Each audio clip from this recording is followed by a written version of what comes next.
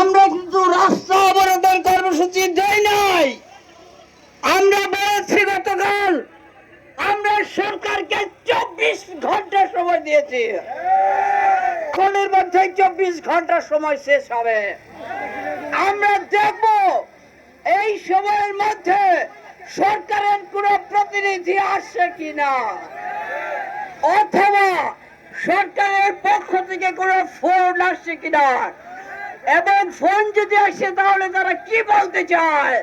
তারা যদি আমরা আমাদের দাবির কথা বলবো, তারা যদি সেই দাবি মেনে নেওয়ার কথা বলে, সরকার পক্ষের কোন কর্মকর্তা যদি মানে মন্ত্রী সচিব অথবা উপদেষ্টা মানে সচিব এবং মন্ত্রী এই দুজনের কথা ছাড়া আর কারো কথা আমরা শুনবো না।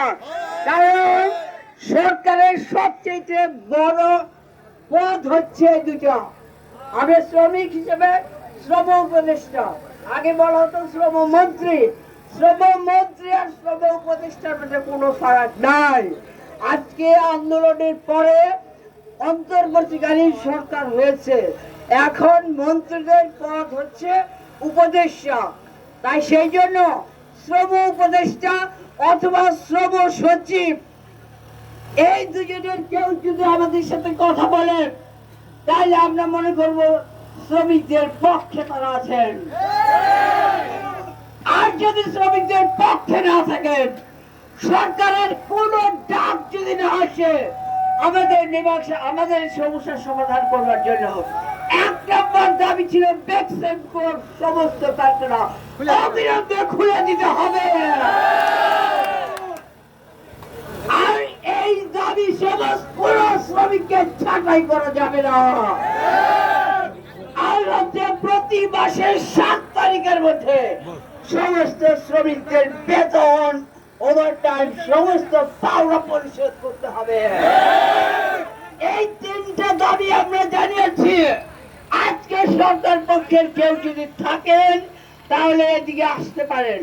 আপনারা জানেন গতকাল এখান থেকে ঢাকায় যাওয়ার পর থেকে সরকারের পক্ষ থেকে অন্যদিকে সেনাবাহিনী পুলিশ সেনাবাহিনী ওনারা আমার উপর চাপ সৃষ্টি করেছেন। আজকে 9টার সময় বা 10টার সময় সেনাবাহিনী ওখানকার অফিসে মিটিং এ বসবার জন্য আমি পরিষ্কার করে বলেছি আমাদের কথা হচ্ছে গতকাল মাঠে যে শ্রমিক ভাই বোনেরা ছিল ওই শ্রমিক ভাই বোনদেরকে বাদ দিয়ে আমি 2টা জনকে নিয়ে আর্মি অফিসে যেতে পারবো না। একই কথা আমি সরকার পক্ষকে বলেছি। সরকারের শ্রম সচিব আমাকে ফোন দিয়েছিলেন, আমি বলেছি আপনি যদি সমস্যার সমাধান চান, তার মানে সরকার যদি সমস্যার সমাধান চায় মোস্ট ওয়েলকাম, আমরা স্বাগত জানাই। কিন্তু যদি আজকে শ্রমিকদের পক্ষে আচ্ছা আমার মনে হয় সরকারের কাছ থেকে ফোন আছে। হ্যালো শফিক ভাই বলছেন?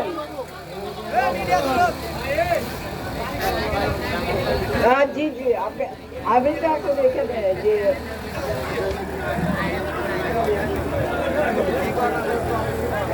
না না আমি বলেছি রাস্তায় যারা গেছে তারা সমাবেশে চলে আসতে বলেছি।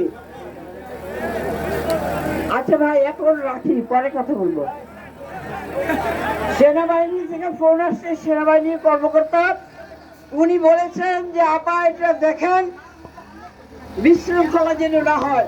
আমরা বলেছি কোনো বিশৃঙ্খলা হবে না, যেখানে আমরা আছি কোনো বিশৃঙ্খলা হবে না।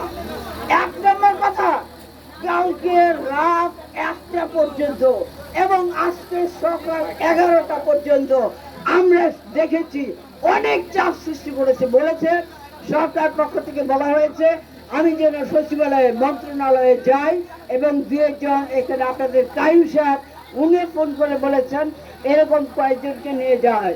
আমি বলছি এটা আমি পারবো না। আমি যে শ্রমিক ভাই বোনদের কাছে ওয়াদা করেছি, যেই কথা দিয়েছি, আজকে আপনারা যদি মীমাংসা করতে চান তাহলে এখানে আপনাদের বক্তব্য দিয়ে মীমাংসা করতে হবে। সেই কারণে বলছি সেনাবাহিনীর কোনো ভাইরা যদি এখানে আসতে চান, আপনারা সকালে মিটিং করেছেন, মিটিংয়ে আপনার যতটুকু জানতে পেরেছি সমস্যার সমাধান হয়নি। সমস্যার সমাধান করতে হলে এই মাঠে আসতে হবে। এই মাঠে সমস্ত আমাদের গার্মেন্টস শ্রমিক ভাই বোনেরা অবস্থান করছেন, বেক্সিমকো শ্রমিকরা অবস্থান করছেন। তাই বেক্সিমকো শ্রমিকদেরকে অন্ধকারে রেখে আজকে মালিক পক্ষের কয়েকজন সমস্যার সমাধানের উদ্যোগ নেবে, এটা হতে পারে না। সেই জন্য আজকে এখন সেনাবাহিনীর একজন কর্মকর্তা শুধু বললেন যে আমরা যেন শান্তিপূর্ণভাবে। হ্যালো, জি বলুন।